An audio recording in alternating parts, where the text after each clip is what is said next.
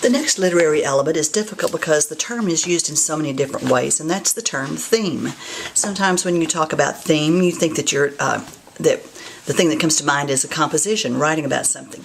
And then theme is something that we all look for in literature, and when you say, what is the theme of this work, you mean, what do you think the author is trying to tell us about this?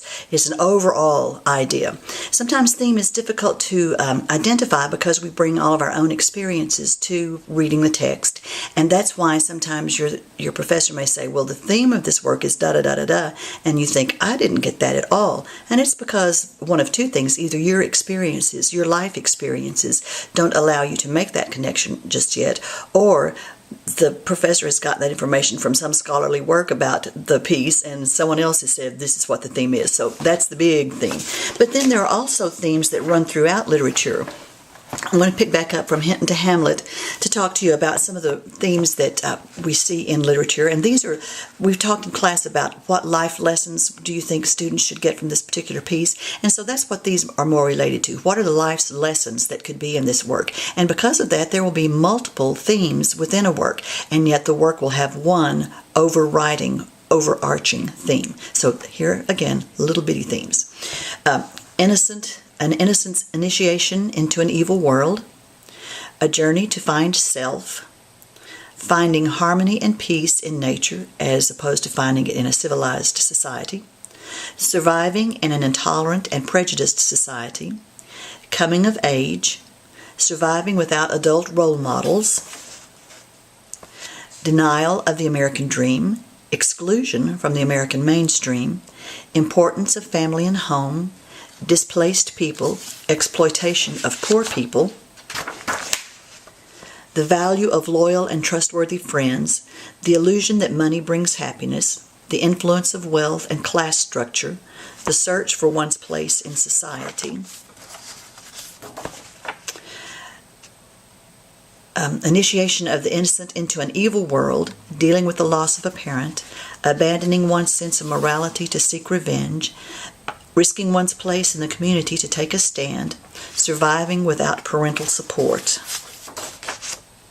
betrayal, tyranny of the group, sacrificing ethics for the group, leaders who abuse power, the loss of innocence, good versus evil, the abuse of power by the group, taking a stand for one's personal beliefs, the need for rules to foster civilized society, the journey, search, or quest to prove oneself. Now, we've heard some of these when we talked about archetypes, haven't we?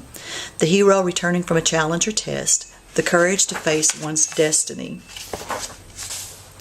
exclusion from mainstream society, I think I told you that one already, surviving poverty, prejudice, and or brutality, holding on to friends who are loyal, the dignity of each individual, innocent love and friendship, dealing with death, dealing with suicide, family isolation, a woman's place in Puritan times, or you could say a woman's place in any society.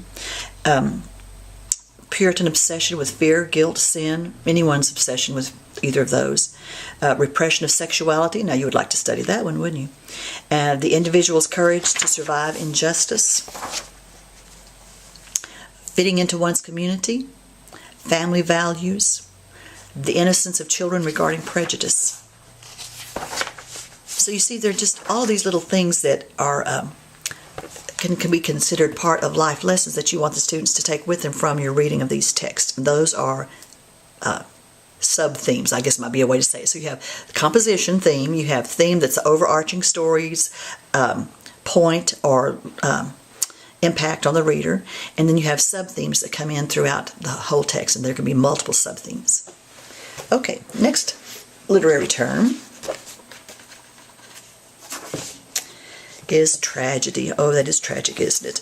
Okay, and tragedy is any story or piece of literature in which the person, that the main character falls from his situation because of error or weakness. You think of Macbeth in Macbeth, how about that? Or Hamlet in Hamlet. And basically a tragedy is not going to have a happy ending. A comedy may not be funny, but it will have a satisfying ending.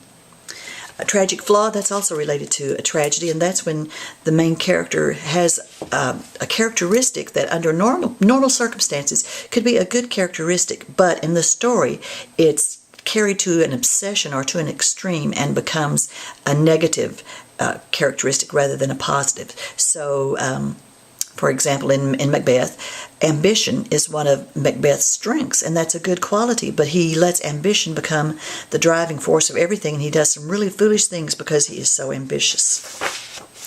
And then our final term is verisimilitude. I love that word. That's fun to say, verisimilitude.